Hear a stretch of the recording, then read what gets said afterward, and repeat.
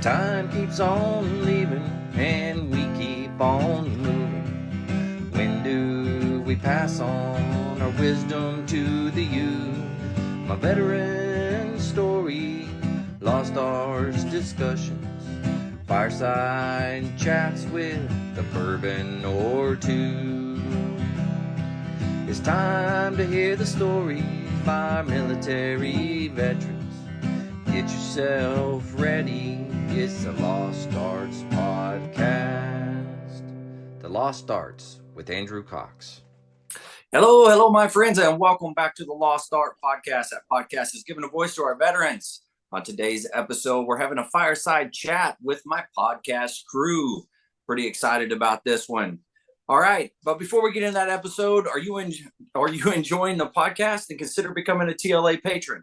That's the Lost Arts Patron. It's through donations that we are able to continue recording podcasts and getting our veteran voices out for all to hear. Just go to the Lost Art website and click on the Become a Patron link at the top. If becoming a TLA patron doesn't work for you and you would rather give a one-time donation, then go to the Lost Art website and scroll down until you see the donations link. Any donation is appreciated. And if you'd like to be a guest on the podcast, then you can email me at thelostartwithandrewcox@gmail.com. Again, that's thelostartwithandrewcox@gmail.com. And as always, we have merchandise for sale. So if you go to the website, there's a merchandise tab. You can click on that. You get hats, you get shirts, you get all kinds of goodies on there. But you're more than welcome to do that and help spread the love of this great podcast that we got going on. All right. With that being said, we got our podcast crew here. We have a new addition starting today. Sergeant Major retired Mark O'Loughlin. We'll start with you, Mark. How you doing? I'm doing great, Andrew. Thanks for inviting me to join your illustrious crew here. Thank you. Thank you for coming. This is going to be good. I'm loving it. Krista, how are you doing? Good. Had a good week. Glad to be here. Nice windy day. It's good to have you back. I'm excited that you're back. I'm excited that you're back for sure. We missed you last week. We were talking about Women's History Month, and there was just three of us, and it was all guys, and we were trying to support the Women's History Month, and you weren't there to help support us that one. But maybe you can talk a little bit today about Women's History Month. I know you got a couple of things. Sure. Awesome. All right, Aaron, how are you doing? Absolutely. Doing good, my friend. Yeah, I missed last week too. Not that I could provided much for women's history other than, there's a lot of great women out there. They do a lot of great things. I was raised by a few of them. So. Very nice. I like it. Mike, how about you? I'm doing good. Had a busy day doing my chores. What else could be better? Yeah, you had the wife out there telling you what to do. That was nice. No, it wasn't the wife telling me what to do. It was, I got this list of things. It's like, oh, you got the honey-do list. I was like, no, what it's written out is you wrote this list. You keep saying you're going to do it, but you keep putting it off because you're a lazy butt. And at the bottom, it's a sign. Sincerely, Mike. And I'm like, yeah, okay, I need to get this done. So very nice. We get it done eventually, it's all good. Work in progress, right? Absolutely. Yeah. Hey, Vick, how you doing? Life's good, man. Life is good. Just trying to remember how to arrange music and what is it? Drop 2, drop 4, and all that kind of stuff, and all my practical ranges and all this stuff's flooding back to me, and it's like, oh man, and it's all for junior high kids. They better appreciate it. Yeah, good luck with that. It's kids. So, but more power to you. Yeah. I don't know how you do it. I'd end up killing somebody, I'm sure. I drink scotch. That's how I do it. Yeah. Makes sense. All right. So we could get into kind of our first topic. I don't know if you guys have been looking at it, but New York is having some issues up there. They actually called in the National Guard to come in and do subway policing, which is a pretty wild wild thing, in my opinion. But what do you guys think about that? Anybody? 1, 2, 3. Do I need to say Okay, name? stand by. Okay, Vick. Shit's about to get real as soon as something becomes violent. As soon as aggression is used, things are going to change. As soon as a National Guardsman has to take somebody down by force, heaven forbid they have to like pop off around or do something to defend themselves. Then we'll see, because then it's the government using the military to police its own, and that's a big no. So we'll see. Well, they do that. And when we were in Paris, they did that. The police, whatever, the military walked around the city of Paris. I don't know if you remember that, but very interesting times. Aaron? So I was going to say a little bit before my time, but I can remember early 2000s. I believe I was in Corporal's course. We had a guest speaker, a staff sergeant, I believe at the time, came and spoke to us, talked about his time having to go out during the LA riots and working with the National Guard during the LA riots.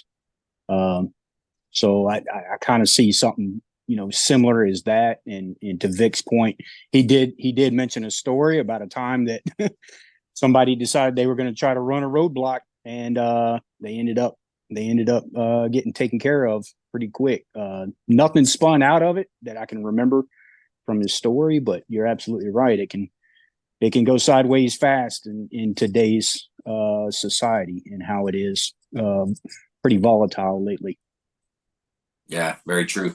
And the National Guard, I mean, obviously they work for the state, so state governors and stuff are controlling all that. But anybody else, Krista? The governor has, they were one of those groups of people that were for defunding the police. The police department up there, a lot of those who have resigned in mass already anyway, I believe. And don't hold me to specific statistics. You guys can do your own research, and the people of New York can do their own research. But, she was for defunding the police anyway. So you're replacing them with the National Guard, which is an armed group of people. I get nervous when I stutter a little bit here. So she'd already done that. They're bringing them in now anyway. And they don't allow the police to do what they're going to do. She's literally handcuffed them, pardon the pun, but they're not going to be allowed to do their job anyway. The police weren't allowed to do their job. So, and you had a lot of the New York police resigning in mass. You can't get new recruits as far as the police goes up there. So I think it's just a cyclical cycle of that. I don't see it. I don't know. I think it's your government up there that's making some of those issues. Yeah, I could definitely Really? see what you're saying about that. Sure. Mike, Mark, either one of you want to chime in here? Oh, I actually was in the LA riots. I was 3rd Battalion, 1st Marines, and we did go up to the LA riots, and we went to an area in Compton, California, and replaced a National Guard unit. So we went in, they moved out, but it's really, just to echo what you said already, it could go south really fast as soon as a force has to get escalated and everything. Because when we took over from the National Guard, we took over the post that had been set up. We fixed bayonets. We were there standing there, fixed bayonets, and there was gang members driving around in vehicles, and it was just then we started working with the police. But I spent 10 days in the Compton Kmart, because back then Kmart sold weapons. Right around the corner, we had another platoon that was in the Dow Stereo. It's not even here no more. I don't know what it's called now, but it was Dow Stereo, because it was all the different type of TV, music equipment, everything like that. And then another one of my platoons was company's platoons was in what they call Korean Village. And when they got there, the Korean merchants, they were standing up on top of their shops with shotguns blasting down. So it was, a very stabilizing force. It worked out for the good back there. And I think, was that 92? 92 or 9? Yeah, I think 92.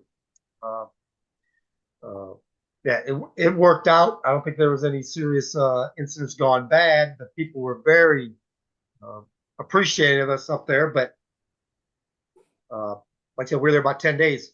If we stayed any longer and we had all of our checkpoints set up and everything, how much would it have been looked upon favorably? So how long are those National Guards going to be up there?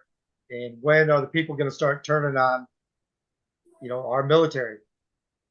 Yeah. So, Yeah, that's wild. I didn't know that you did that. That's very interesting. yeah. Yeah. 10 days in the Compton Kmart.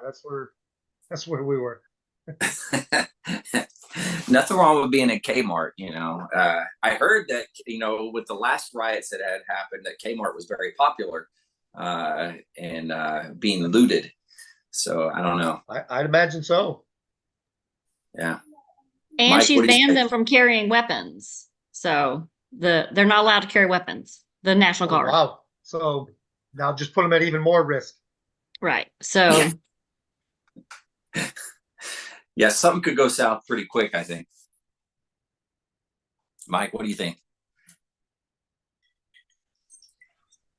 Well, I agree with what everybody's saying, but I've talked to a couple buddies I know from New York over the last couple of years, and they said, especially since COVID, like New York City is just falling apart.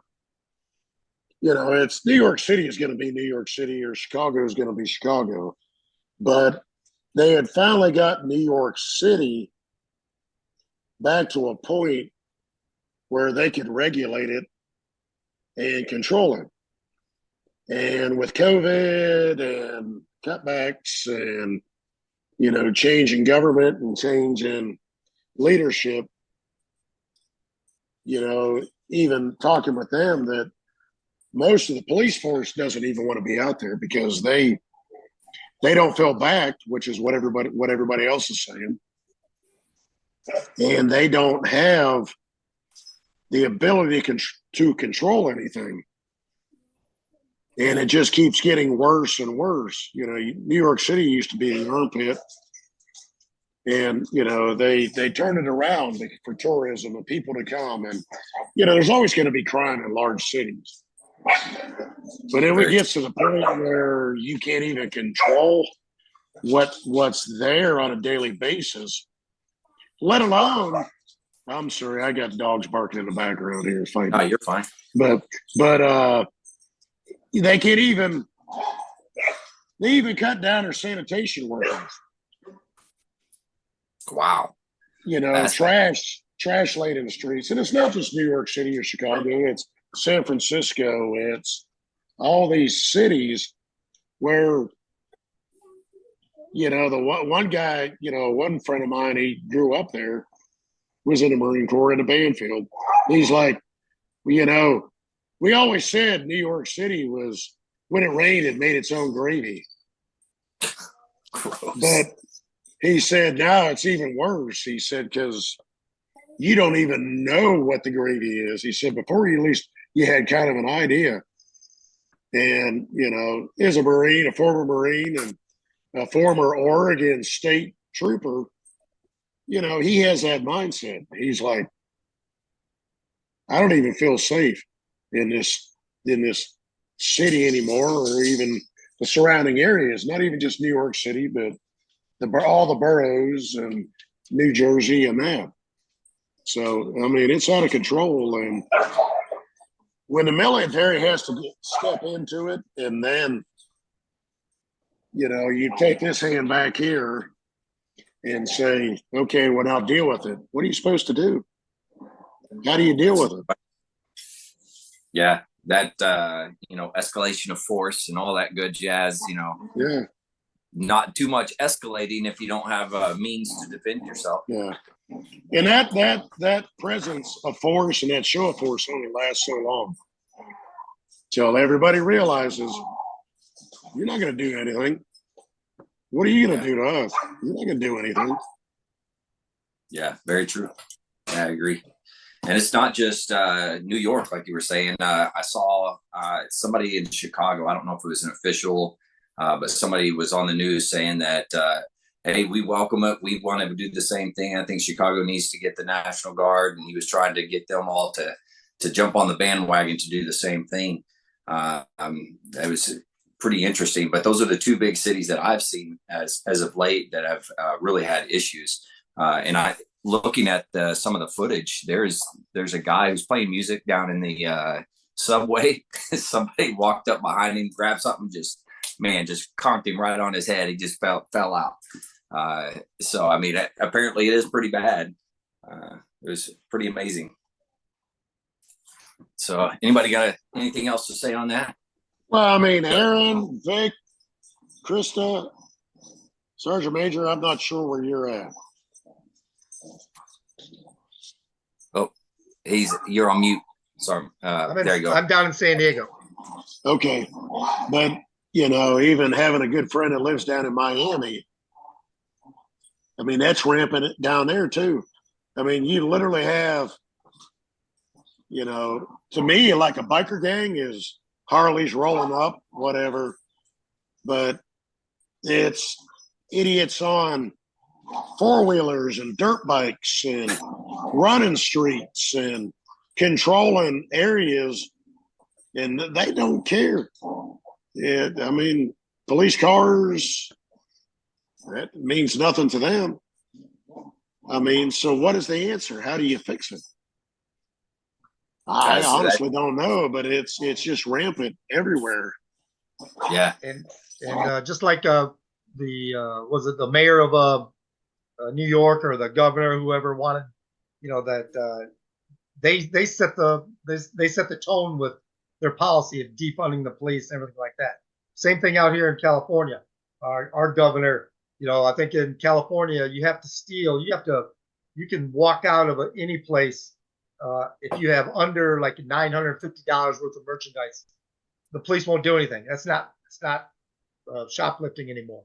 Well, it just so happened I don't know what he was doing there, but the governor was at a Target and he was in line and he had a bunch of stuff, like $350 worth of stuff.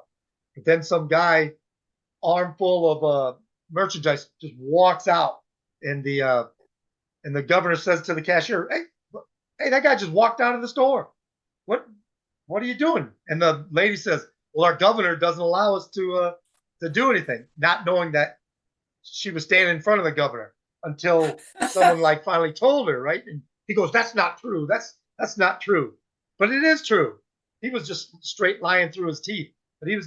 But see, he finally saw some of his policies, you know, and how it affects them.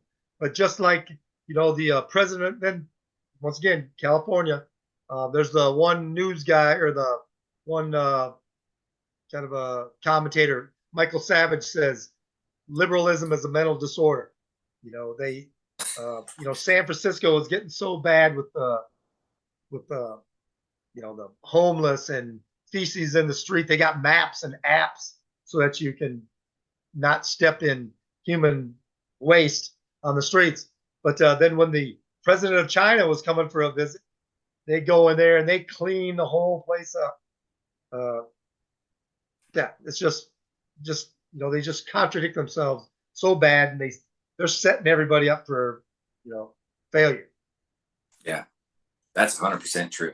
And you're not joking about San Francisco. I went up there for Fleet Week, and literally there was human feces in the streets. I mean, and in fact, people were playing a game like, how many can we see today? And they were counting them. You know, I don't know what number they got up to, but it wasn't like 5 or 6. It was in the 20s at least. And that's a common thing there. So I don't understand it. Anybody got anything else? No? Yeah, I just wanted to unpack a couple of things there. So back to the you know, the governors not allowing them to carry their weapons.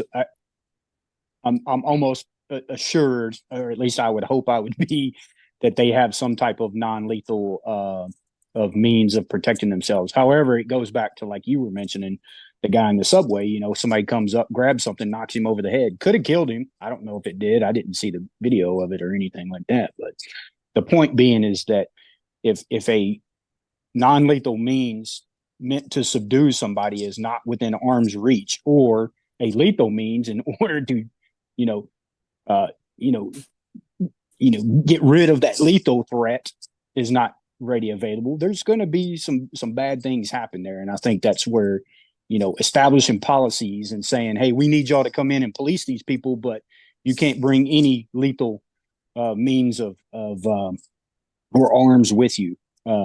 That's, to me, that's just it's crazy. To me, it is a mental issue. I just hope that the commanders on the ground are have addressed that. But yeah, it's crazy. The second piece to what y'all were describing is the the policies allowing people to go into the stores and take items. So before those policies, criminals are going to be criminals, right? They're going to do criminal things, and they're either going to get caught or at some point or another, or maybe they never get caught. Who knows? But they're going to be criminals. When you establish policies that allow people to go in and commit crimes without any kind of repercussions, now you've just created a whole new section of criminals that, regardless of how they didn't really break the law, because the law is anything more than $950. No, they're still stealing things that don't belong to them. So it's just, you're absolutely right. It's insane. Yeah, one of the things that I have a hard time with all this stuff is being a veteran, being in the military, those types of things.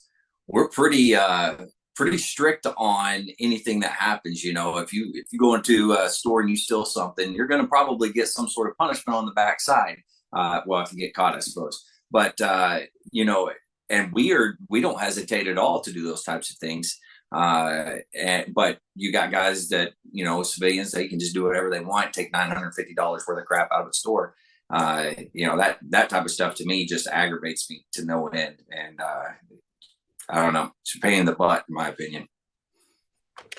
Well, they call it soft crime. When you have like misdemeanors, everything from jaywalking to stuff like that. The petty theft. It's all soft crime is what they call it.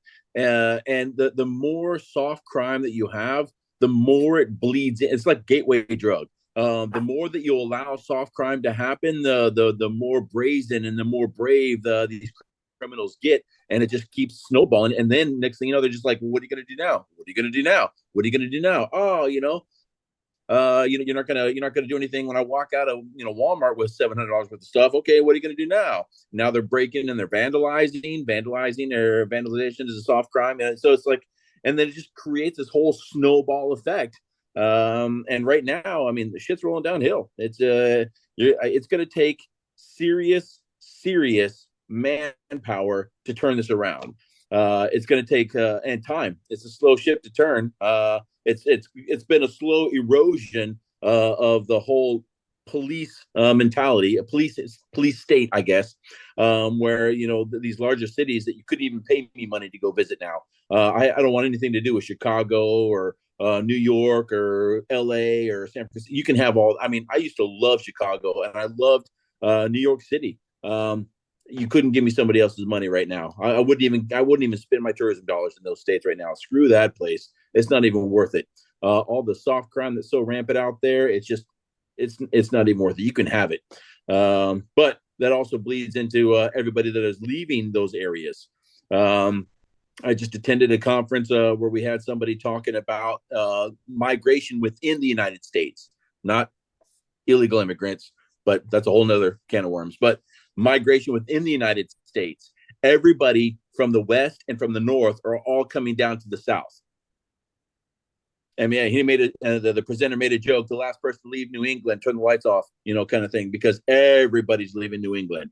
So the South is the one of the 4 regions that didn't experience any outward migration, but everybody was migrating into the South. Whereas California during the peak of COVID was losing, I think he said like over 900 people a day. South Carolina was gaining 223 people a day. So like, you have all that movement. People are running away from these places, where they're running away from New York. So that makes it even worse, because what's left behind. There's voids being left behind. Nobody wants to see. Fine, you have it. You can do it whatever you want. More people pooping in the streets and more crime. Now it's crime on crime, and it's assaulters on. I mean, it's snowballing out of control. I feel real bad for the people that are still living in their cities, because they love their cities and they're trying to hang on. But I don't know that Gotham is worth saving at this point. I don't know if Gotham's worth saving. That's pretty good. Oh man. Anybody else want to chime in on this subject, or do we want to move on? Moving on. All right. So the next thing, the VA, they launched a new financial resource website to help promote financial wellness and prevent veteran suicide. I've been talking since I started a podcast how much the VA is putting into suicide prevention, which in my opinion is pretty good. They started the the Veterans Crisis Line. You can dial 988, press option 1. You can text, you can chat, you can do all kinds of stuff. But this is just another thing that they're really pushing to try and help veterans out, which is a fantastic thing in my mind. But a financial thing, apparently that's a big deal. You know, people get behind on their bills, whatever, and they get overwhelmed, and you know they think that's it. So I think it's a good move on their part. Anybody else? Nope. All right. I'll start with the negative part first, and then we'll roll into the positive of this. So my personal opinion. So we went and supposedly, and again, I don't know the exact numbers on it, but we supposedly hired 80,000 new IRS agents. I would have preferred to have hired 80,000 more, VA personnel to assist with whatever it is, whether it's helping with VA home loans, whether it's, processing, claims, VA disability claims, whether it's, providing more personnel to assist these hotlines, more people in these metropolitan areas around the U.S. To be more accessible to some of those veterans that aren't necessarily getting the assistance that they need, because they are out there. And if we're being honest with ourselves, I mean, we all served a career in the Marine Corps, and we know there's, just Marines alone, there's Marines out there that will not come forward and say things. So there's obviously veterans out there that will not come forward and say things. You have to go to them, and you have to say something to them. And then 9 times out of 10, they'll open up and they'll talk. Yeah, that's very true. I'll leave it at that.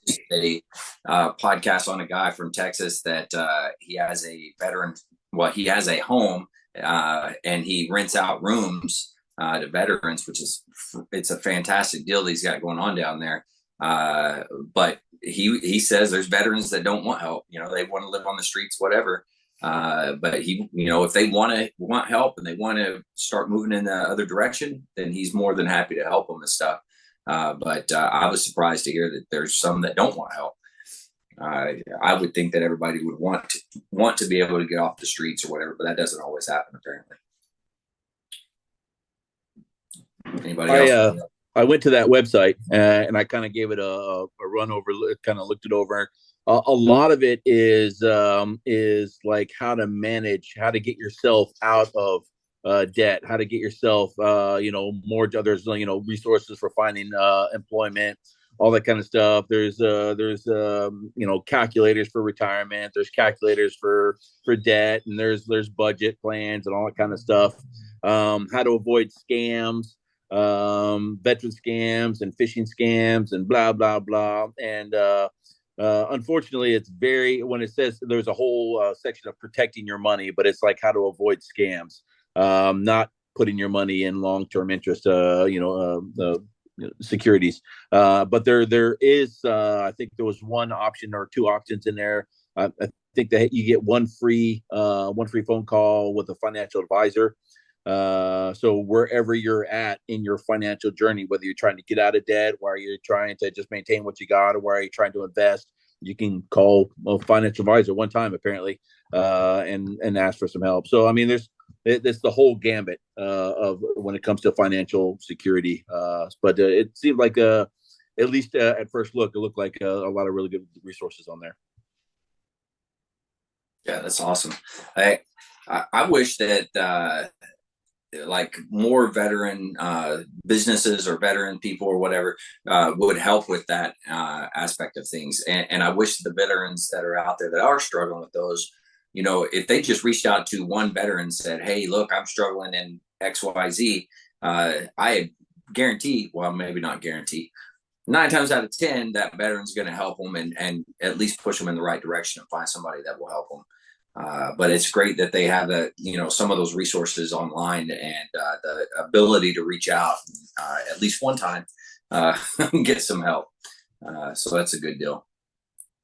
Anybody I'm a else? little old fashioned. I mean, I guess it's good for the younger generation or younger people what they're going through, maybe with some more of the recent events or excursions we've had. I don't know, Iraq, Afghanistan. Maybe I'm just the phone call girl who needs to go to a VA clinic. I need to talk to a person. And I guess with the insurance, we have the Humana for Life or the TRICARE for Life or Medicare. We're getting old, things like that. But I'm still, because we know that we can pick up the phone with our insurance with the TRICARE and call. We don't even have to have a referral. We can do self-referral. We can call and get mental health or get a counselor, licensed therapist. But like I said, we're transitioning. There's lots of different generations. You still got Vietnam vets. You've got a few Korean alive, things like that. So everybody's needs and the way they can be serviced are all different. So if the veterans that are getting serviced through the online and the apps and that it's working for them, that's good. Me, it doesn't work. I need that one-on-one. I need that face-to-face. I need that telephone call. And like I said, I guess we're here to share a little bit, and because we want the people who are viewing our podcast to be able to know that they can identify with us, that we've talked about this, you guys, Mark's kind of new to us a little bit, that, I left a broken home. I left an abusive situation and joined the military hoping for a future. I didn't get forced out, but I wasn't able to re-enlist because of the whole contract corporal thing back in 1993. Thank you for your patriotism. I think one of you guys coined that phrase for me. Thank you for your patriotism. Have a nice day. See you later, Corporal Hackler. So, and I have struggled with that for many years, that I was looking for a home and I didn't get it. So, 6 years later, here I am. Sometimes then I get frustrated. So I have reached out to counselors over the years, for different reasons, whether it's caring for a elderly mother-in-law for 13 years who has dementia. So getting assistance that we need for a variety of reasons, whatever they are, 34 years of marriage, things like that, children, things. So I'm glad that they have that. It's not something that I would utilize, but if it's working for the others, now, like I said, Aaron says to point. Maybe I'll share with you guys one day what happened after I had lost my job and I had been on the phone with an IRS agent or an IRS person, and the IRS showed up to my front door armed and packing. Well, that's a talk for another day. So wow. Yes, they should have. Yeah, they did. They showed up to our IRS agents, showed up to my home, and they were armed. So we'll talk about that another day, though. That's wild. Yes, and it's true. So long story, but yeah. So are our resources being utilized to the best? But because I think there are veterans that are hurting out there, and I know that mine, like I said, I'm almost 60, so yeah, are they being utilized to the best of our ability? Yeah, you're right about the online stuff. That's geared toward the younger generations, which they're very proficient at. But a lot of times the older generations, they don't get online. They don't do hardly anything.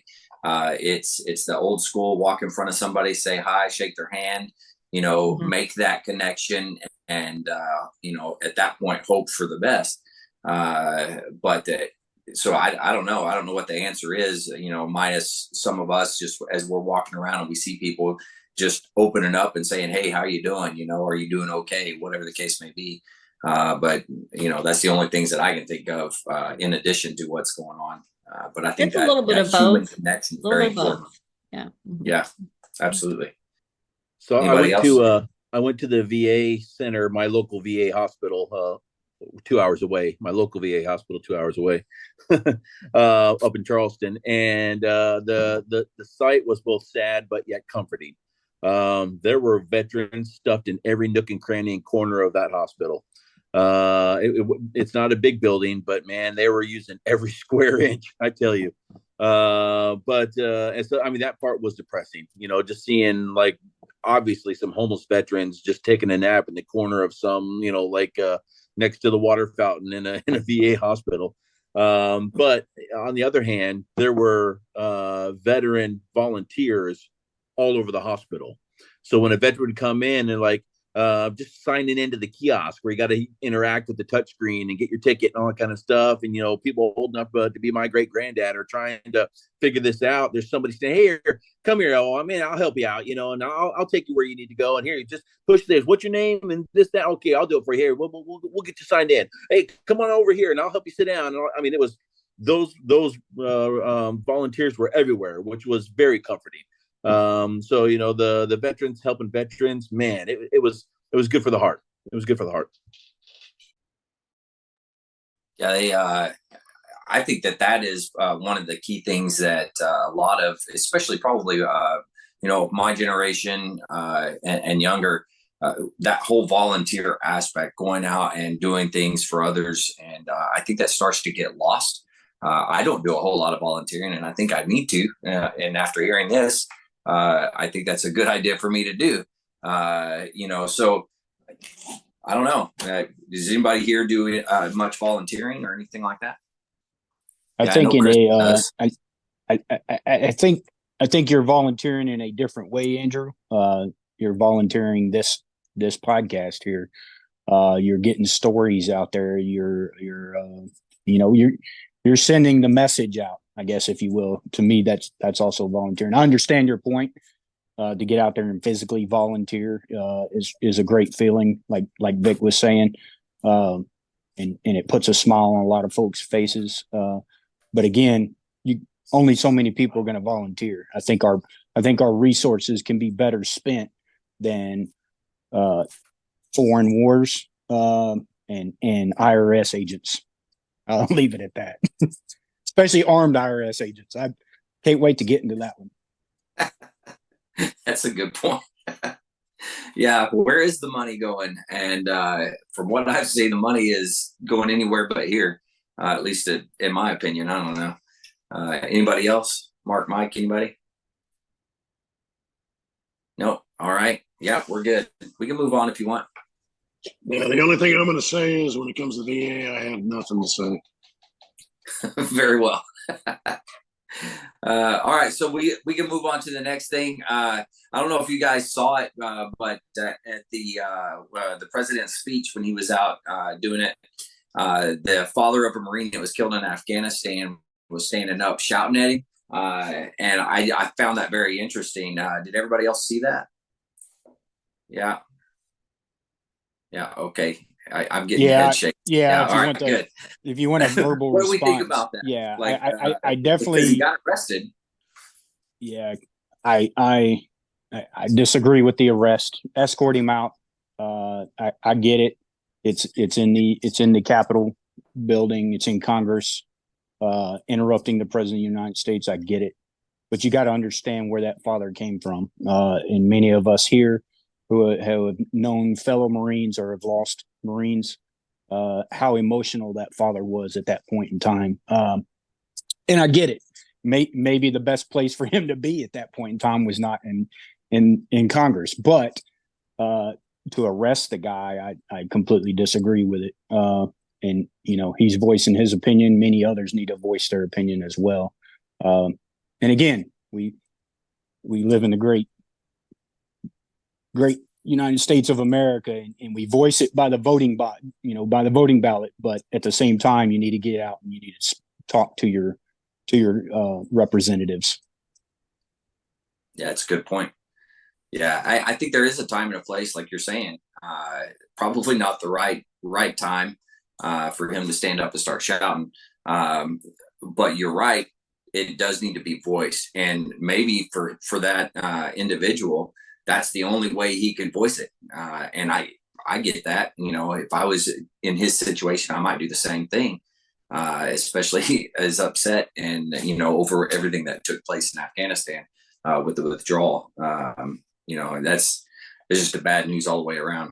And I understand probably his voice. He probably tried other means and it fell on deaf ears, which is even sadder and more upsetting and disgruntling, in my personal opinion. So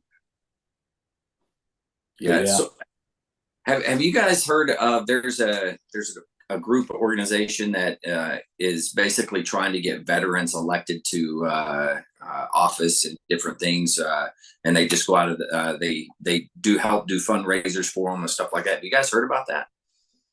I can't remember where that I'll have to look it up. I can't remember, but that's a big thing that they're trying to do is get more veterans involved with your political aspect of stuff, which may help, in the long run. I think it's a good idea. I think maybe Mark, I would vote for you. Well,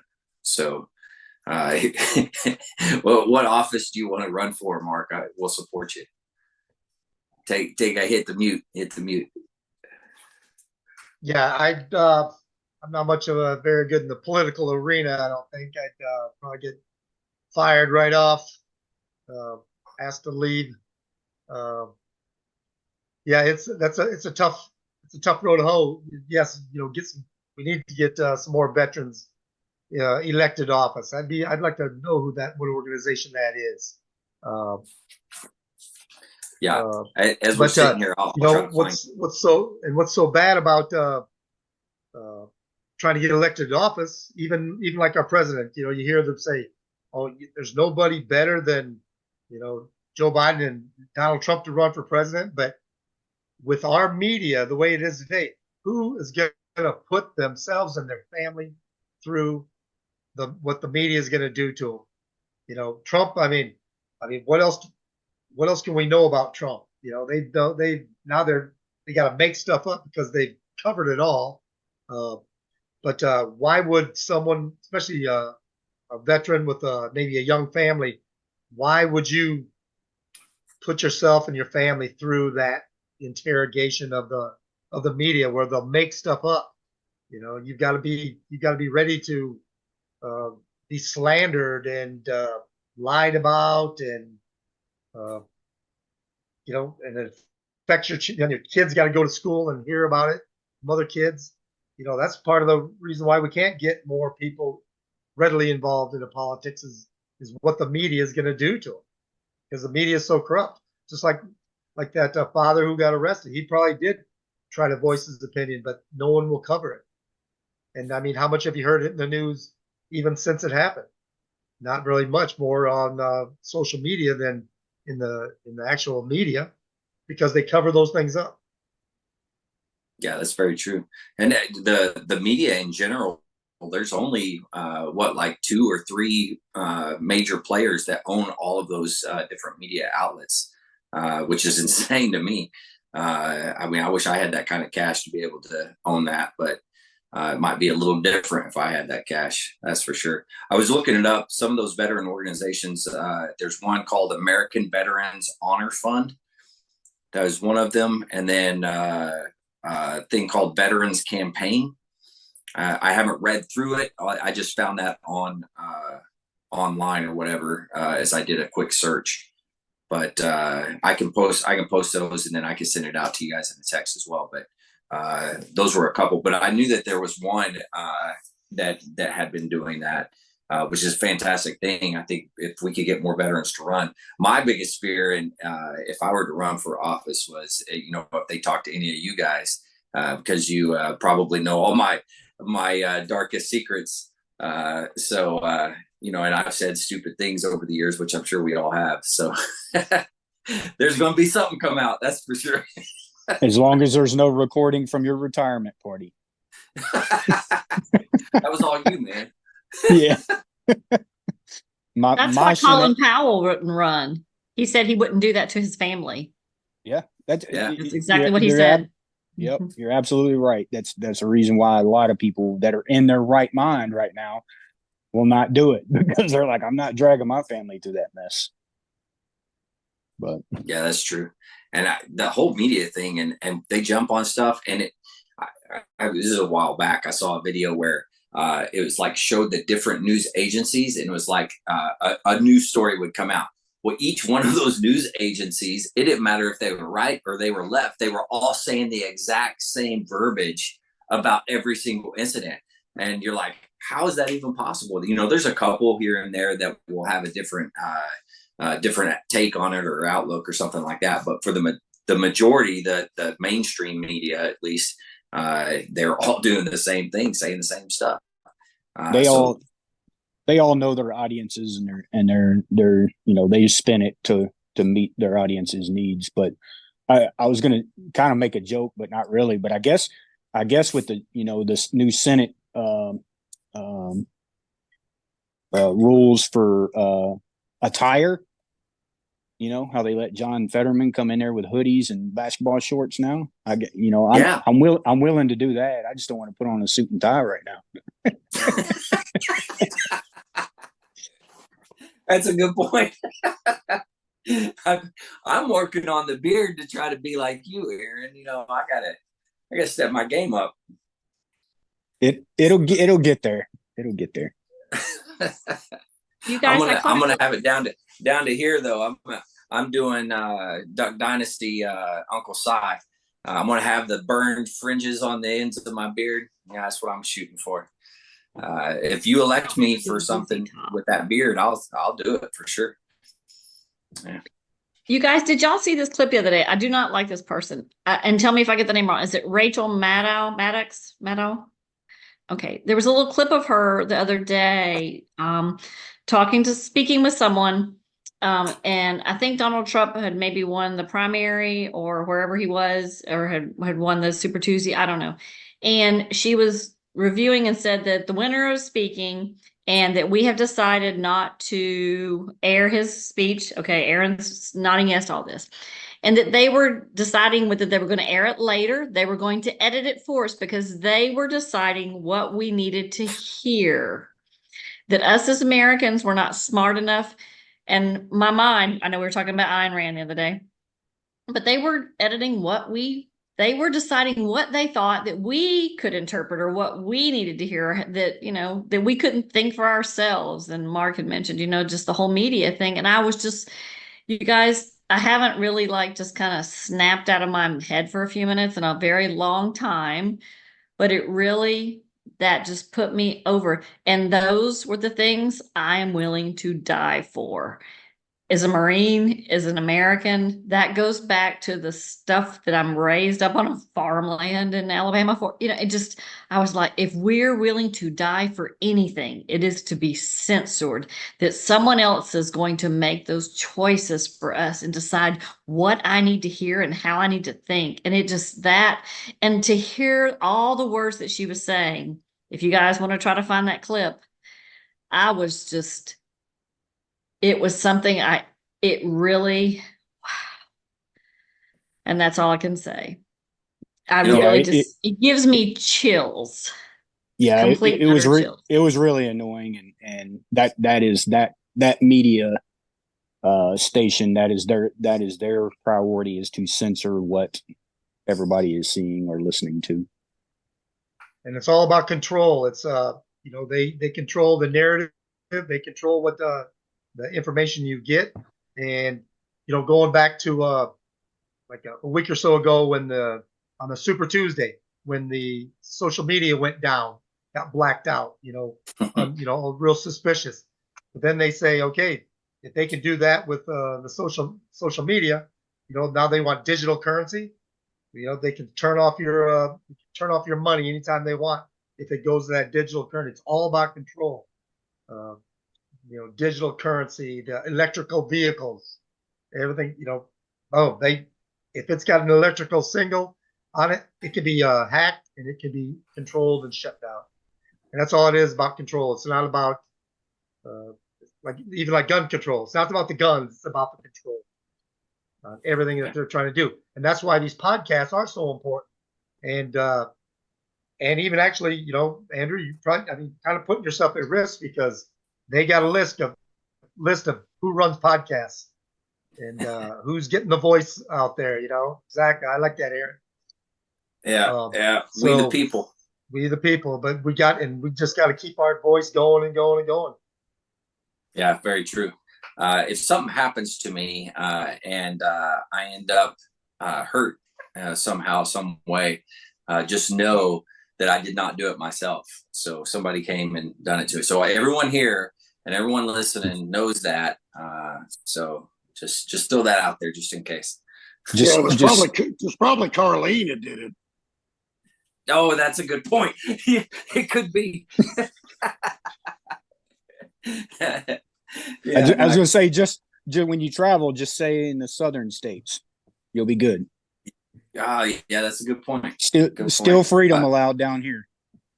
There's a couple up north that are okay. There's a couple up there. New York City, I can't do big cities. That just freaks me out. I can't do it in general. But now that they're, the National Guard's up there, it makes it even worse for me. I'm like, nope, I'm good. Yeah. I only go to constitutional states. Sorry, go ahead, Mike. Say it again. I said I only go to constitutional carry states. Ooh, yeah, that's a good point. Yeah, I like it. Yeah, I need to get my. I think South Carolina just went to constitutional carry there too, right? Yeah. Yep, open carry. That's right. Yep. No kidding. Nice. I think Oklahoma does that. If I'm not mistaken. Yeah, You just have to be careful because open carry means first target. So Florida, you can carry concealed without a permit now. Really? Yep. As of last July 1st, I think when it went into effect. Yep. Wow. Yep. I remember in North Carolina when I was there, they had passed something that said you could actually open carry in a bank, which was wild to me. I'm like, whoa! And I remember seeing the first person ever open carrying, and I was like, whoa, what's happening? Like I was shocked. I wasn't ready for it. But I understand why people want to conceal carry, because the open carry, people see it and they start to freak out. They're the ones that freak out. We're not. But the conceal carry, they never know. And they treat you the same, treat you nice or whatever. But if they see the gun, man, they flip out. No, I would say people were being nicer around my area anyway. But to that point, certain establishments you obviously cannot conceal carry in, and the establishment does have the authority to basically set their rule too. So, a place of business, they can say, post a sign up that says no concealed carry in on this premises or whatever. Yep. I mean, they're giving the rights back to the people. Yeah. Yeah. So did you guys see or read the article I sent to you about the World War II and the VA reverses their plan to ban the iconic World War II kiss photo in all the medical facilities? I mean, that's an iconic photo. But even just originally, like, I don't even understand why they would even say that. I think in the article it mentioned that the female was being kissed and she didn't ask for it or something like that was the original statement. But they started in the morning. By the afternoon, they had reversed it already. So at least some of the political correctness hasn't made it all the way through. So that's a good thing in my opinion. Anybody else? Mike, what do you think? I'm the woman. I'll go. Oh yeah, Krista, yeah, hit it. First of all, you don't know what the woman wanted, because no one knows what a woman wants. Okay, first of all. True. Second of all, what year was that photo taken? World War II? Okay, Yeah. a hot minute ago. 1945 or Was something. anybody who's in that VA building or anyone who's even alive today there when that picture was taken? Okay, no one. So they don't have no one that's alive today has a single clue to know what she wanted or asked for, or did she ask for anything or want anything? Okay, so, and then there's all kinds of rumors and stories out there about they were celebrating. Okay, the war was over, right? So you have to do research, you have to do due diligence and find out the history. There's all kinds of stories that the two of them did not know each other. They did know each other. They became friends. They got photos. They sold the photos, not sold them, signed them and gave them out over the years and years. Afterwards, they spent Thanksgiving dinners at each other's houses, things like that. So, if we weren't there, we don't have a single clue what this woman wanted or didn't want, needed or didn't need, what was going on. And so for anyone, if you're triggered, it goes like this. We're all adults. We have a television. If you don't like what's on it, turn it off. Okay. I'm so over this. And that's my 2 cents. I'm sure someone has a dime.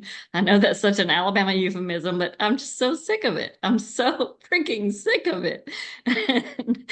And if that gets me blacklisted somewhere, I just don't care. And I'm a woman and I love a good kiss, And what is it? We got mistletoe at Christmas. You kiss someone on New Year's Eve.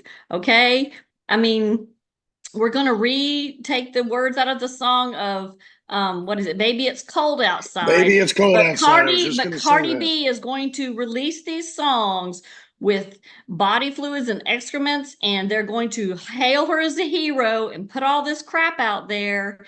No, a million times, 100%, 1,000%, no.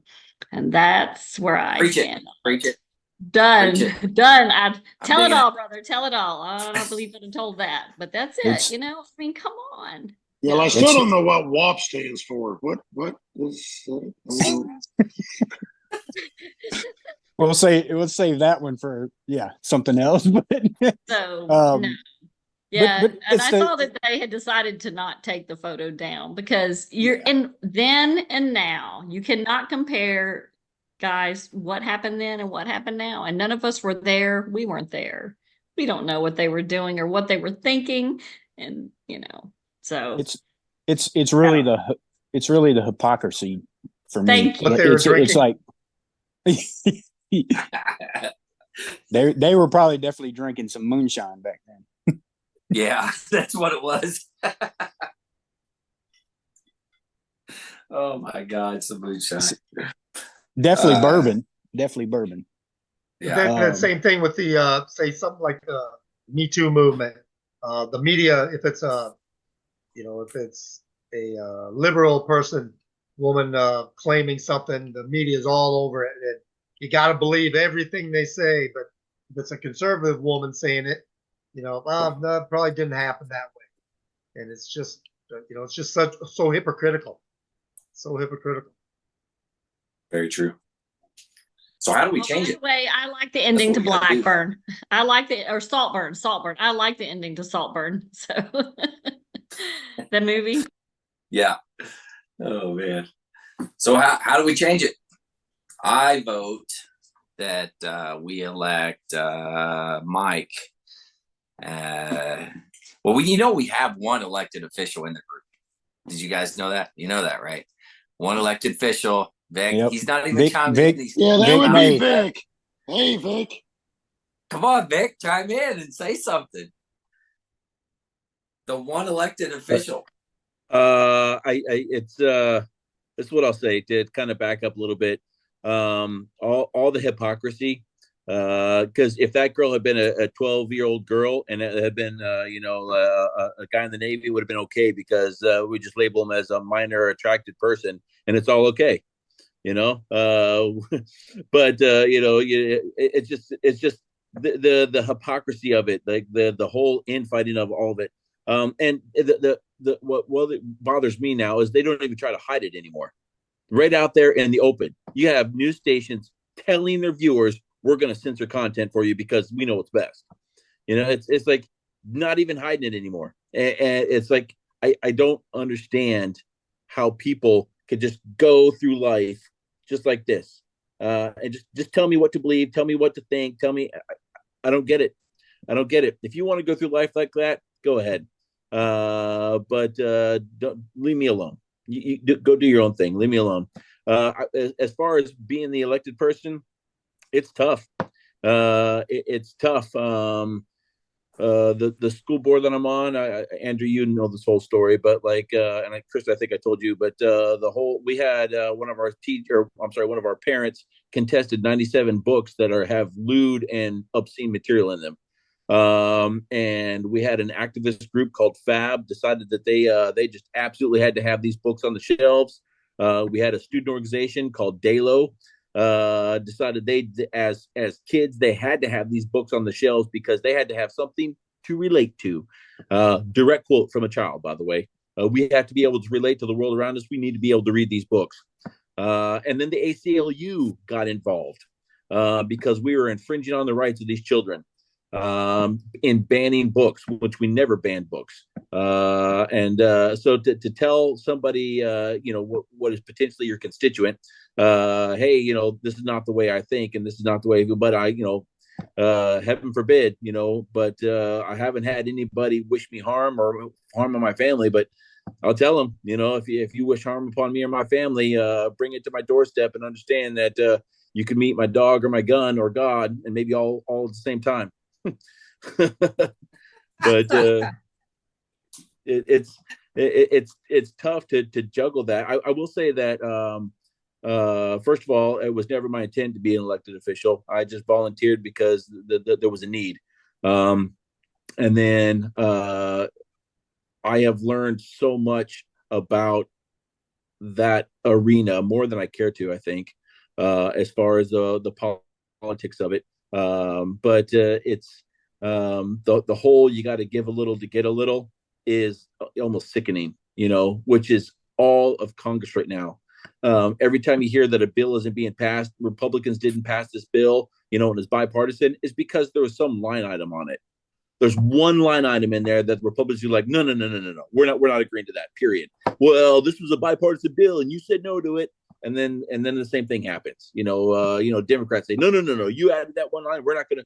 It's the same thing. It's just, but nobody wants to do their homework. Nobody wants to actually go out and think for themselves. Nobody wants to go look up these things, look up all the information, look up the bills, look up the laws, look up their elected official. They don't want to do all the work. They just want to go through life just like this, and I'm going to keep my head down and whatever. It doesn't apply to me. So it's.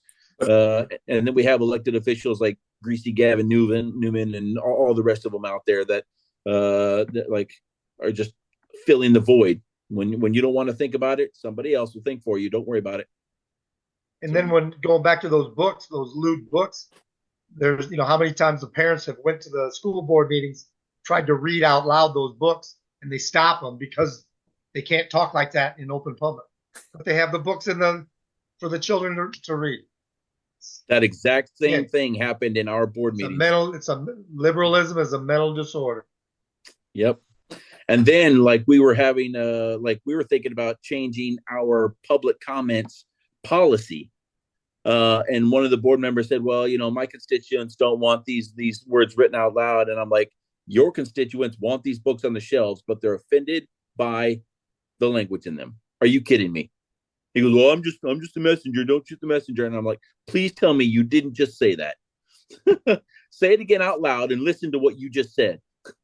It's crazy. Crazy. I'm just amazed that they believe it. Like that's to them, it's like, yeah, okay, yeah, that makes sense. That's what amazes me. I recommended, okay, well, nobody's banning books. First of all, we're reviewing them for educational purposes, for educational relevance. We're not banning a book. The government has not said that to ban is illegal to own, possess, or distribute. The government is not banning any books. The school district is saying these books are educationally inappropriate. But when I said you can go down to I literally said this, you can go out to the public library and you can check out these books. Next week during public comments, I was eviscerated for implying that because parents, they can't take time off to take their kids to public libraries. What are you talking about? I'm not even kidding. Yeah. And then I literally said, it could be a controversial topic, but you could order it off of Amazon. Woohoo! Eviscerated for that one too. Oh my gosh. how dare I imply that parents have enough money to buy these books off of Amazon? That was awful. Common sense is not a common virtue. Yep. But you know what? You can find something to relate during your own time. You're here to get an education, and if it's not beneficial to the education that has been deemed part of the narrative, part of the but the education has been approved by the state, to teach the kids, then take your kid out of school, homeschool them, then let them read the books at home. It's okay. What gives That's me what I'm doing. confidence is that I was a write-in. They rezoned the districts after the deadline to register to campaign. So over 300 people wrote my name in. So like, if that's as grassroots as it gets right there, So there are people in our community that want people like me on the board. So I'll just continue to fight the way I am and do what I can. But it's tough. I did not think out of, especially between me and Andrew, that I would be the first one that was elected official. I thought Andrew was going to make it to mayor of Vian first. Yeah, didn't happen. No, not yet. You still got time, man. You still got time. Mayor of Vian. It's a big time. So, all right. Hey, anything else? Mike, Mark, Krista, Aaron, Vic, anything else that we wanted to address today? No? All right. Everyone's thinking hard. I don't know. You can't see them, but I see them. They're thinking hard. Well, we did talk last week about the barracks situation. Oh, yeah, that's right. All right. Go ahead, Mark. What were you going to say real quick? Sorry. Oh, no, I defer back to Mike. Okay. Yeah. So go ahead, Mike. Talk about the barracks, because I know the Sergeant Major had put something out. Sergeant Major of the Marine Corps. So go ahead. No, it was just I sent all of you guys, and I don't think Sergeant Major here saw the link I sent, but it was a new upgraded barracks. Everything and anything. You're going to have, a gym just inside. You're going to have a rest and relaxation area, and good Lord, if I'd have had a laundry room that looked like that in 29 Palms, and then, my goal is corporals and sergeants will have their own room, and, you have, don't get me wrong, it looked great. And then it was all said and done. This is what you deserve. This is what you deserve, which I agree. I agree 100%. But his final response was, but it's up to you to maintain it and keep it clean. And the whole time I'm watching, I was like, I won't say what we're normally say. I'm like, these mother effers are going to tear this thing apart. In an instant, they have no responsibility to do this or do that. They've got high def TVs and internet. They, whatever it is.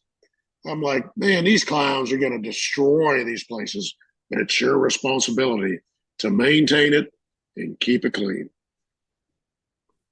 Okay, we'll refer to Mark on this one as Sergeant Major. How much did you enjoy room inspections and? That's I came in the Marine Corps in 1982. So when I got to Camp Pendleton, 1st Marine Division there, 3rd Battalion, 9th Marines at Camp Pendleton, open squad bays. It was open squad bays, and you had made your little cubicles with the racks and the wall lockers and stuff like that. But it all comes down to the NCOs and staff NCOs ensuring that they're cleaned up every day, field day once a week, and like I said, maintained. And Andrew, he probably suffered through some of my obsessive compulsive inspections on the cleanup and field day with the recruits. I have actually one or two squad days, but even the Marines in personal rooms. Passed one. But I was, like I said, even as a NCO, I remember I said when I was first in the Marine Corps, it was the first time around NCO, and we failed field day, and the Lance Corporals below were sent away. The NCOs did the field day, and it was we didn't have that problem anymore after that.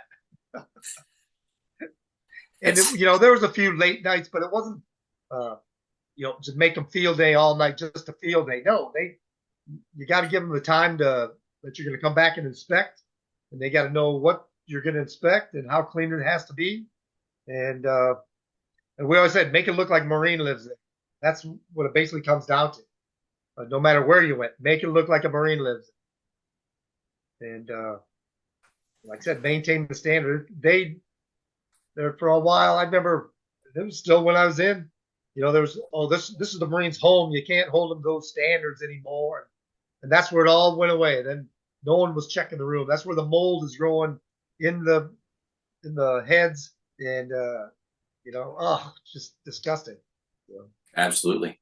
Yeah. And I think one of the things that not everybody talks about with it is when, back before, like what you're saying with the open squad base, things like that, the camaraderie of the individuals in the barracks was completely different than the camaraderie in the individuals in the barracks today. Everybody has their own TV, everybody has their own computer, everybody has their own whatever, and everybody just, hey, we're on our own devices. They get a whole room of individuals, and we could all literally be on a phone and not say a word to each other. I don't know how many times walked in. Then even when we went to the high rises, the barracks, those hotel type barracks, as long as we kept everybody living in rooms as units, this platoon has this wing or this part of it. But now they just you just go to a room and you're not in a room with a Marine from your unit. And so who comes in field day? Who comes in checks field day? Who comes in is responsible to make sure the place is squared away? So yeah, and then you get on a joint basis, completely different. Yeah, they probably got maids there. Yeah, not at my joint base, but that's the Air Force. You got it made. So great point. So here at McDill, down here in Tampa, whenever I got orders here, like nobody was going in the Marines' rooms. They were paired up with airmen that lived on the base, other services. And I was going in the Marines' rooms, and the other service member was just nasty or disgusting. You go over to the barracks manager and they're like, well, we got to contact their unit. We got to contact their leadership. We got to do this. We got to do that. I said, no, just go in there and make them clean. That's all you got to do. And yeah, I mean, even in the Marine Corps, like you said, Mark, different units, you got to contact that staff NCO. I was getting to the point where the staff NCO was coming to me and like, finally saying, hey, is everything good? Are you good with this? Are you good with that? At first it was like, why are you messing with my Marine? Well, get your Marine over here and clean. Unless you want me to go straight to the sergeant major, let's get over here and let's get it clean. But yeah, there absolutely was a lot of that. And it was, again, I didn't come in until 99, but I got my first unit was 8th and I, and we were still cleaning the old barracks at 8th and I. So that's like you brought back flashbacks. I was telling Andrew when I listened to your podcast, I was like, because you were in that group that were, I think one of my platoon sergeants came in about the same time you did, 82, 83. And it was like, we are going to field day until it's done. And, they would give us a time to come back and reinspect and all that. But I can remember we screwed up one time and didn't get it right. And absolutely right. That he made the NCOs get in there and clean it. And I guarantee we got it right after that. That's amazing how that works, isn't it? You hold NCOs accountable and make them do what they're supposed to do. I always said there's no issue, no problem, whatever, that can't be settled with some direct supervision of a non-commissioned officer. I like that. Like porta johns, someone goes in a porta john, they always got to write on the walls and stuff. And that became like a big issue because they were paying people to come in and clean them and everything. So when we moved in this one area, it was like, okay, we have the problem. Don't, at first, hey, don't do it, or else we're going to have to take drastic steps. So they did it. Bang, put an NCO outside. Marine had to walk up. NCO opened the door. No graffiti. You can go in now. He comes out. Stand there. Open up. NCOs get tired of doing that, and they get on the troops, and then it stops. Direct supervision by an NCO. I will say with that, although that is fantastic, and I love that what you did, but nowadays for whatever reason, oh no, that would be hazing. No, I know. I said I'd get fired as a sergeant major nowadays. That's true. It happens. What are you gonna do, right? It's definitely a different world nowadays than it was just a couple years ago. Because I didn't come in in '82. I came in in '99 with Aaron. So, but yeah, completely different in my 25 years. It's amazing how different it is. Hey, Andrew, them nip locks are a dime a dozen now, huh? No, don't get me started on nip locks. Yeah, that's a good time. Non-punitive letter of caution for those that don't know out there. I had mine, and that helped me in my decisions to go ahead and retire. That was just one small aspect of, but as a master gunny, that was good times. Yeah, I see you. I'll have to talk to you later, Mark, about that one. That's a good one. Yeah. It's truly I just amazing. want to make a prediction. I think that flagship barracks that the sergeant major was showing off in his video is going to be a one-off. That's it. It's going to be the one thing. Marines are going to destroy it. Marine Corps is never going to do that ever again. And they're like, yeah, man, we gave you what you asked for, and you guys destroyed it. So screw you, back to squad base. Because like it's going to be the same thing like the rifle range at Miramar. The whole digital range that they made. Is like revolutionizing ranges. Well, guess what? Marines are still pulling butts. So it's some things never change. I got it.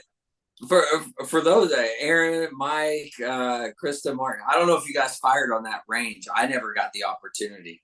So Vic, tell us about the range at Miramar, because that's a good deal. None of you fired on that range? No. Wow. Okay, so we were division. And I actually live in Santee, California, which is just as the crow flies, only a couple miles away from that range. Yeah. So I hear it. I hear them firing all the time. I spent 8 years of my career at Miramar, so I fired on that range many times. But the shooter does not move. You stay in your firing position, and there are targets that come up at 200, 300, and 500 yards. And then on either side of the target, they have these arched mics. Every target has an arched mic. The targets are neoprene plastic. They're real thick, so when the round goes through it, it makes a very sharp crack sound. Those mics. Those arched mics pick up that crack sound, triangulate it, and then send it to the BDU, the battle display unit, at every firing position. And then within a second of your round going through the target, this little dot pops up on your target, on your BDU.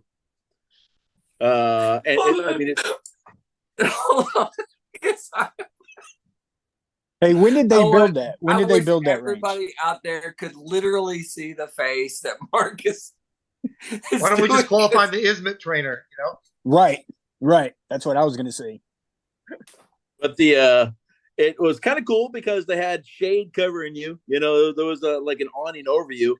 And they tried to put up like sound baffles up there, but it was still like you had to use double ear pro, because that sound would come just right back down on you and just reverberate in between the ground and the shade cover. It was just so loud underneath there. But in a complete like round, like an entire course of fire, 45 minutes. You show up, you can check out your weapon like half an hour before your fire time. You show up, you sit down, you don't move. You go through all 200, 300, 500 yard line. You get up, you leave.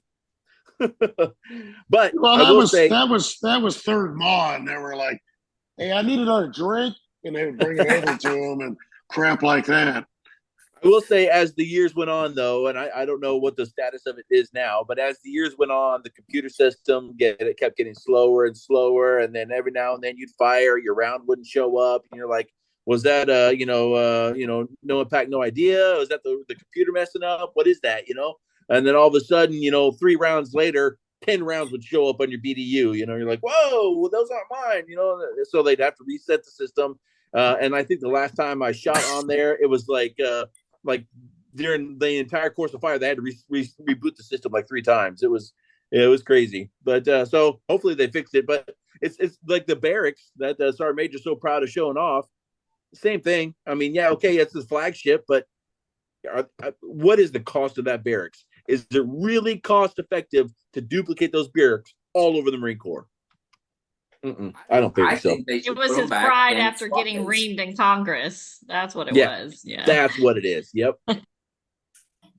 I think they should go back to squad base. Now, granted, I've been married the whole time I've been in, so I've lived downtown, but I can't really say anything on it. Rules for thee, not for me. Something. How's that go? That's messed up. I'm sorry, I shouldn't have said that. No, don't laugh. It was Miramar always there because or did they build it after El Toro closed down? Yeah, they built it after El Toro closed down. I mean, when I got to Miramar for the first time in 2003, and the range was there in 2003. So I don't know exactly when they built it. Okay, because I shot at Pendleton when I was stationed at El Toro before I went to Okinawa. Okay, all right. Got it. Amazing. Well, I avoided the mall like the plague, so I was on a Mew. That was the last range I did, 2012 at Stone Bay, with the reserve unit. So it was like a 2-day range. I'm going to tell you, that's an interesting time, to say the least. But yeah, I think 5th Marines, 2 MEF, and then 24th Mew was 8th and I. So Quantico ranges. That was interesting because we always got to shoot next to the I forget the name of that school now. Well, no. They've got the sniper school, and then they've got the it was not Saul. It may have been called Saul, but it's a advanced weapons school at Quantico. Mm-hmm. That was interesting. Over the TBS and the FBI over there. Yeah, over in that area. That's where we went, right. Mm-hmm. That was my last duty station. Yeah. Okay. I want to do a quick roll, and it's just a drive-by, because you guys were doing this last week, and I missed it when I was dealing with my dad. But the whole thing with the gentleman at the protester who lit himself up and everything, all I want to say about that is my son he spent 6 months at Goodfellow, or he was signals intelligence officer. Or not officer, but signals intelligence operator. And he went to school at Goodfellow for 6 months. If this all took place too, because this guy was an airman, right? He was Air Force. He was. Yeah. All I'm saying about that is maybe we're not screening our people good enough. That's my 2 cents. So that's all. I just wanted to do a drive on that. We don't have to stay. Just keep on going. Because because I know what we went through for my son to get his clearance and everything. A lot. So absolutely. I will say real quick, because this is Women's History Month, Krista, I'm putting you on the spot like it's cool. But okay. Last week, correct me, what did we talk about last week with Women's History Month? Do you guys remember? Bear. Aaron, Vick. I wasn't here, remember? I've drank a lot since then. I'm sorry. Mike. It was Mike and Vick, right? Okay, Mike, what do you remember about Women's History Month? What are we talking about? A lot of things, but I honestly don't remember. It's 8:40. We got to go. It's 8:40. I honestly don't remember. I don't. All right. So, Krista, why don't you give us one good thing, Women's History Month? You're the one and only female on this show with us. So give us something about Women's History Month. Well, the last time I talked about Women's History Month, I was sarcastic because I thought I've been spending my whole life busy doing things that I didn't know it was Women's History Month a few years ago because I was too busy living my life. golly gee, actually, I did a paper on Susan Brownell Anthony in the 10th grade about the women's suffrage movement. Golly gee, guys. I mean, I don't know. What do you want me to say? I'm not big into that. I'm big into, something called the 4 agreements. You do the best you can with what you have at the time. I just don't differentiate between men and women. And obviously I joined the boys club, I call it. I was raised by my dad, and I'll tell you something that, my dad always told me. He never said, oh, you can be a great dental hygienist, you can be a great nurse, or you can be a great paralegal. He never said things like that. He always, just said, let's go, let's get up and do this. We've got to clean the gutters, because he had 3 sisters, he had 3 daughters and 6 granddaughters. So I never really thought much about being a woman or a man, or differentiating between women and men and doing things. I always got up and just did what had to be done. We cleaned the gutters. We did what needed doing. So I don't know. I'm kind of battling here a little bit, just kind of roundabout way that, I don't know, guys. It's just, I don't know about, I was an amateur water ski jumper. I was an amateur power lifter, entered powerlifting contests. So women, you do what you need to do each day. You don't need to rely on anyone else to do it. I mean, you don't need to, okay, take this what it's meant to be. You don't need a man to help you do it. I know somebody sent out that link the other day. Was it Sean Sanders? Is that who that guy was? The link I'm about not the sure guy. what you're talking about. He had on a t-shirt. It was a wrestler, I think, or somebody, and it said a woman in every kitchen and a gun in every hand. Okay. And I said something about Strickland, right? Sean Strickland, the MMA fighter. Yeah, that's right. Yeah. You're right. Yeah. So, I'm not necessarily that. I think that it's important to support your family in all aspects that you can, if that's what you choose to do. But as far as being a woman, you make your choices. All choices in life have consequences, good and bad. I think the word consequence has a more negative connotation to it sometimes, but, you make your choice. I was proud to be a Marine. I'll tell you one thing, I keep my father well clothed in Marine Corps paraphernalia and clothing and garb. And every time he goes to get ice cream, someone sees the clothing he's wearing. This has never happened to me in my entire life. And they'll say, "Oh, thank you for your service." And he goes, "Oh no, it wasn't me. It was my daughter and my son-in-law and my grandson." And they go, "Oh, well, even more reason." And they buy all his groceries. And then he gets pulled over for speeding, and he gets out of speeding tickets. So my father is 85 now. He's not driving anymore as of this last weekend, but he's profiting quite well on my and my family's Marine Corps service. So so thanks to his daughter's service, but I mean, as far as women's history, Ofa May, she's my girl. It's one of our mascots we have here at Paris Island. She still walks the halls of G3 and makes herself known. And I mean, I'll try to do some more research for you and give you a better answer next week, since I obviously am flailing. We do have next week. That is true. Yes. So next week it's still Women's History Month. We can definitely do that. So have something prepared. I don't know, whatever you want. Susan Brownell Anthony, I did a paper on her. Like I said, in 10th grade, she was the leader of the suffrage movement, in her time. And, I'm not a bra burner. I'm not big on that. I believe that women, we have a place, but I think everyone has a place in society, and we all have a part to play in the role of humanity. And I think it's important for us to do the best we can each day. And what did I tell you that very first night when we did our camaraderie? I get up every day and I try to make the world a little bit better place. That's what I try to do. So nice. I like it. All right. Well, with that, Mark, Krista, Aaron, Mike, Vick, thank you for joining us tonight, being our podcast crew. It's been a good time. Hopefully you guys had a good time as well. But to all the listeners out there, if you are struggling, you need some help, anything like that, be sure to reach out. You can always go to veteranscrisisline.net. And at that point, you can click on the chat icon. If you're one of those younger generations, you like to chat online, you can chat about anything that you want to chat about, especially if you're thinking about harming yourself, harming someone else, those types of things. They'll put you in contact with somebody that you need. If you would like to text, you can dial 838-255-838-255, and they'll be able to put you in contact with someone as well. And for all the older folks, you can always dial 988 and then press option 1. That's going to be able to put you in contact with somebody that's going to help you out. One veteran's life lost is one too many. I know I care about you. I know everybody, the podcast crew cares about you. Everybody out there, all the other veterans care about you. So please reach out and ask for that help.